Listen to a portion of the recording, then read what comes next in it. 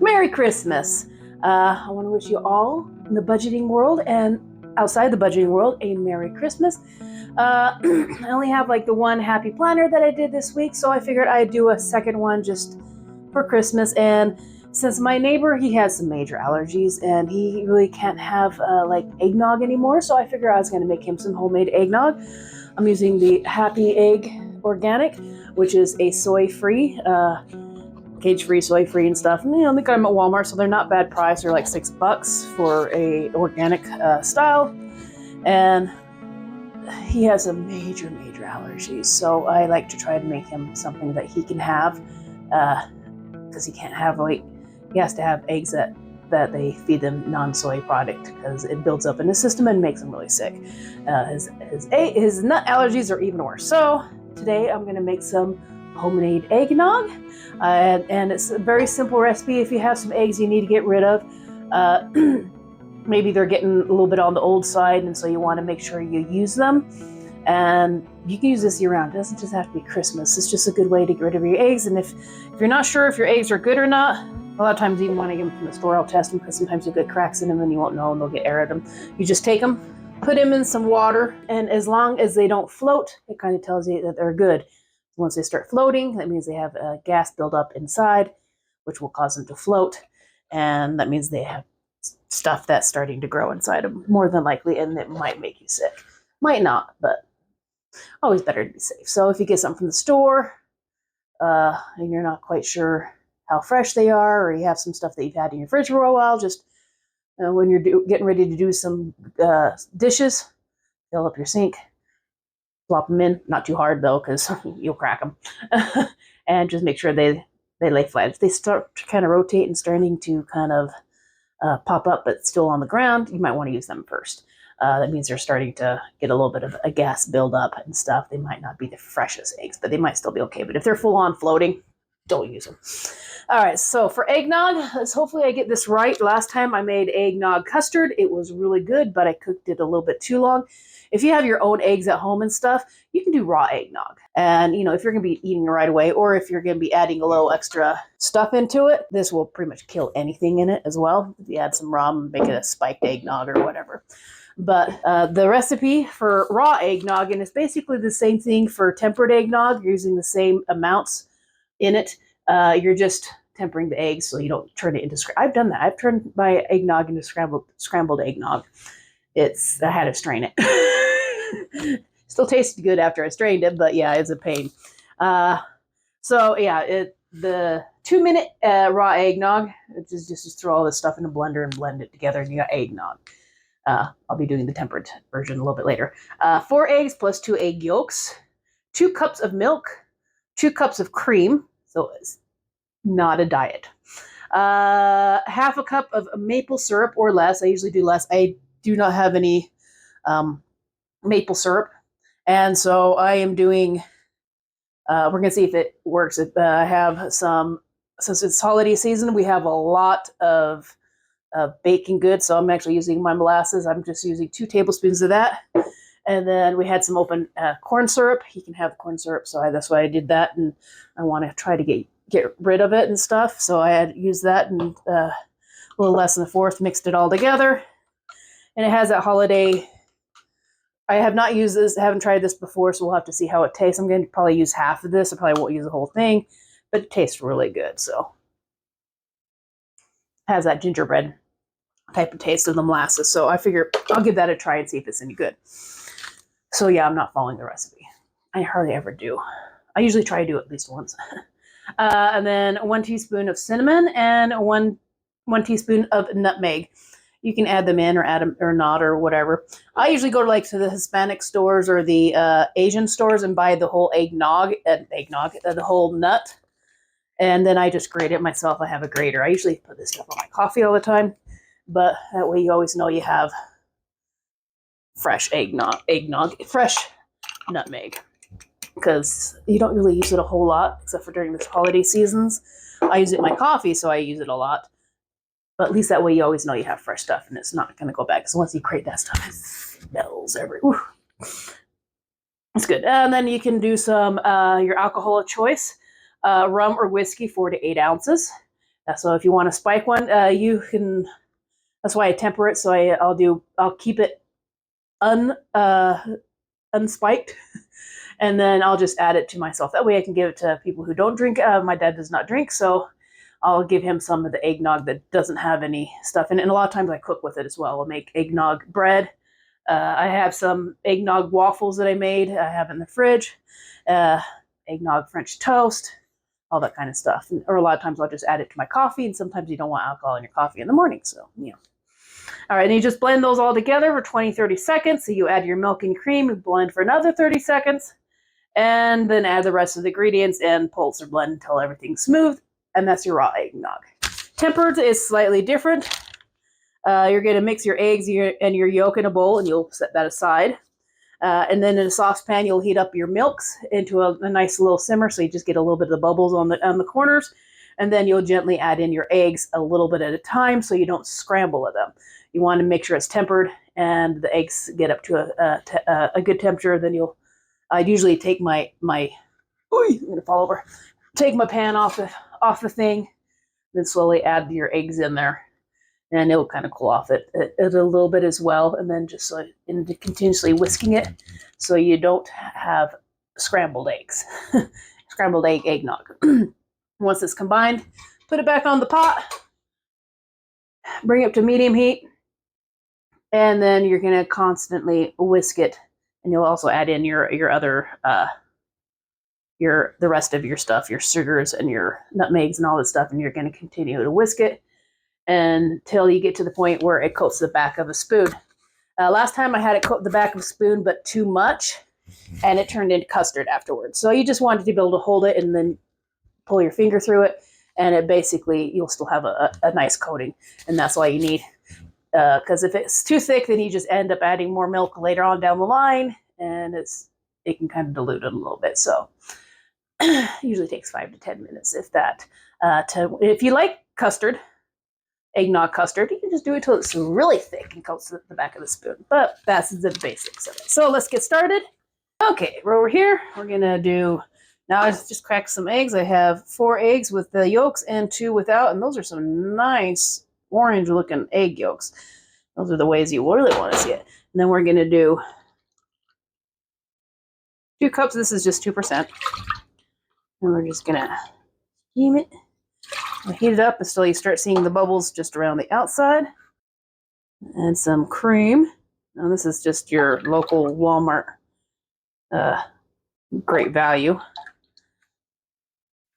Okay, and then once you got your stuff in your pot, just put it on the oven and let it do its thing until you start to see a little bit of bubbles, and it's probably a little bit of steam coming off of it, but you don't want to scorch your milk or turn it bad. So just be patient. Put on a video and you can watch it right over the sink. Right over the pot, so you can keep an eye on it, read a book. But make sure you give yourself enough time so you don't end up ruining a whole bunch of money in milk. All right, I'll come back to you once we get this done, and then I might as well just go and take my eggs and break them up and get them all blended up really nicely, and then we will come back and then we will temper these eggs, which is basically just making the eggs the same temperature as the milk without making scrambled milky eggs. Might be hard to see, but I'm starting to see some steam coming off, so that means, and I can actually feel it, so that means my the milk is starting to warm up, and I'm starting to get a little bit of bubbles around the corner, so kind of make sure you don't scorch it. Kind of keep it moving a little bit if you need to. But it should be, I can feel the warmth coming off of it. So that's basically what you want. Probably get a little bit more bubbles around the edges, and then I will take the eggs. And I'll take this off of the heat, and then I will pour it in. A little bit of a stream of the eggs will be going in it, and I'll constantly whisk. I would advise you to add the cinnamon and the other stuff after the fact, once you get it up to whatever mixing boil and stuff, because once you build it back up, you want to see the bubbles again to a low simmer once you get all the eggs and stuff mixed in there, so you can temper it. And you want it to get to like 100, and basically you're just going to heat it medium until it coats the back of a spoon, which should kill off any bugs that are in there. Hopefully you buy fresh enough stuff, you don't have to worry about that. But if you have some older stuff, yeah, that's what you want. Okay, now I'm starting to get the steam coming off pretty good, and I'm also getting some of the little tiny bubbles everywhere. So this is about where you want to pull it off the thingy. Okay, I forgot to put the syrup in, so I just put some in there as well, and it was still warm enough that it shouldn't have any problems, hopefully. Now I'm gonna put a little bit at a time. This is gonna bring the temperature down a little bit. But we just want to make sure that the eggs are in there and not curdling. So yeah, it has the milk, it has the syrup, and now I'm putting in the eggs. Just a little bit at a time. I don't feel any resistance, so I don't think it's been curdling, which is good. You can usually tell when you have the milk too hot. Make sure you have a big enough pot, because this is like almost 5 or 6 cups worth of stuff. All right, and we're gonna put that back on the oven and let it. We're gonna take it until we get it thick enough that you can. Actually, I'm not too bad actually right there, but you want it thick enough that it's not really dripping off as fast, and you can see the stripe. Okay, gonna put this back on the pot, on the stove, and we will heat it up. Like I said, you can do this raw if you have some good eggs that you trust. Like if you have your own hens and stuff, or you got a neighbor who has hens and you're getting it straight from their booty, then yeah, you could just make some straight up just raw eggnog, keep it in your fridge for a couple days, mix it up, and then you're good to go. You know, you can add your own, especially if you add alcohol to it, it will kill anything, so you'll be safe. But if you're going to be using it right away and either cooking or eating it within the day or two, you'll be fine to do it raw. And I haven't put any of these cinnamon or the nutmeg or anything in here because it kind of makes it hard to see when you're coating the spoon, so I usually add that in last because you're still going to let it sit in the fridge. Like I said, I haven't added any of the cinnamon or the nutmeg in it because it makes it a little harder for me to see how thick it is on the back of the spoon with it, and it keeps the bubbles from really showing up because I think the nutmeg does something to it. It keeps it kind of flat, so it makes it a little easier for me to see what's going on if I don't add the cinnamon in there. It's cinnamon and nutmeg until the very last. Also, you're putting it in a container. I just went and cleaned some. I usually go and get one of these and I'll fill it up, and then I'll just leave the top off for an hour or so in the fridge so it can cool off, and then I'll seal it. Same with the other. I have a wide mouth jar as well that makes it really easy, and you can get some of the heat off of it a lot better. I'll probably just put it in this one to begin with, and then I'll put it into the other one after it's cooled off some, because it can get the air out of here a lot faster and cool off faster in a larger one than one of the other ones. So if you have a large mouth thingy, use that. And a lot of times I'll just use the plastic one. I find they're a lot better and easier to get on and off than the metal ones, especially if you're going to be using them right away. And this is probably about done. Let me check. After a while, you can kind of feel it getting thick. You turn off the heat. And then when you take your spoon, black spoons make it a lot easier to see. It's starting to get some of the chunky stuff, so I might have put this on too long. But yeah, it is most definitely done. I think it's a little bit too done, so it might be a little bit too thick. But like I said, you can always add a little bit more milk to make it a little less thick. And if you have to, you can always, if you step away or get distracted, you can always like strain it a little bit if you get a little bit of chunkies in there. So yeah. Oh, am I still recording? Yes, I am. And sometimes I cheat. I'll cool it off a little bit by adding a little bit of cold milk to it. And if I've like got distracted and it's a little bit too thick, you can do that. And then we'll get the cinnamon. We just need do it the old-fashioned way. That looks to be about a tablespoon or less. Just add more as needed. Once you drink it, and if it needs more cinnamon, you can always. A lot of times people top it off with cinnamon anyways. Let's get a little bit of, might be, hopefully that's not too much. Nice color, nice yellow color. And if you have like a cold ice bath, you can always cool it off faster and just kind of put the pot in the in the sink with some ice and cool it off. Or you can just kind of mix it and let the thing cool it off naturally. But I'll give it a little bit. We'll come back when it's all cooled down and I will make us a nice drink out of it. I am using Applehead Estate Signature Jamaican Rum. And I'll make us a nice drink. And hopefully it's not too thick. Because, yeah, sometimes it does happen, especially when you're just kind of learning new things. Okay, you can see where it made about a big old jug and a little bit more. And when you're not paying attention, you can very easily kind of, if you don't get the corners of stuff, it can start turning into a custard. Tastes really good. But that's where some of the little bits were coming from. A lot of times I just use a little strainer, strain it out, and put it in there. That way it's to get a little smoother. And, you know, that's just trial and error and knowing how long to cook it. And this one turned out pretty good, but it might still kind of thicken up even more. So sometimes you might end up with a custard style eggnog. So it only needs like a couple minutes really to get it thick enough to do it.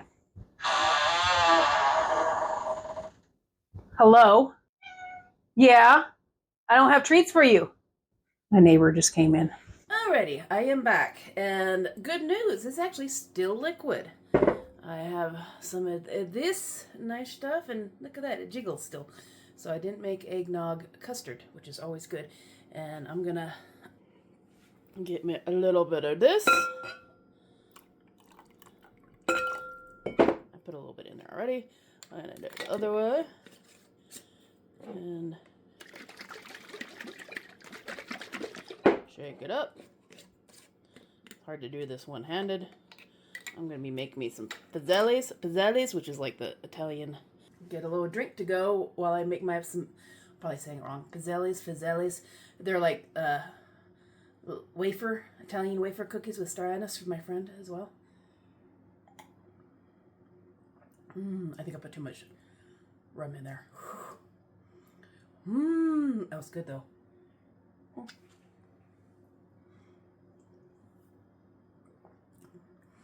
It's nice and rich. It's thick, but not custard thick.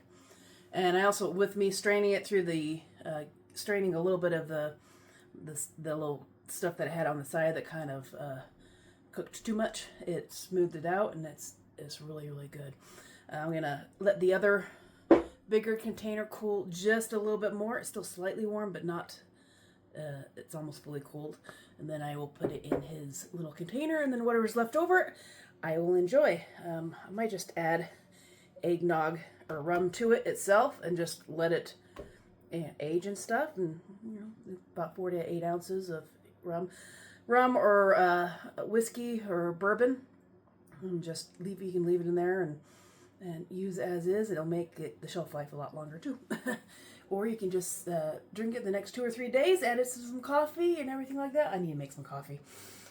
And yep. So I hope you have a wonderful Christmas. And I got my house does not look that a little Christmassy, but I got my Christmas tree. It looks really pretty. It's a tiny little thing. But it's like a small tree with big ornaments.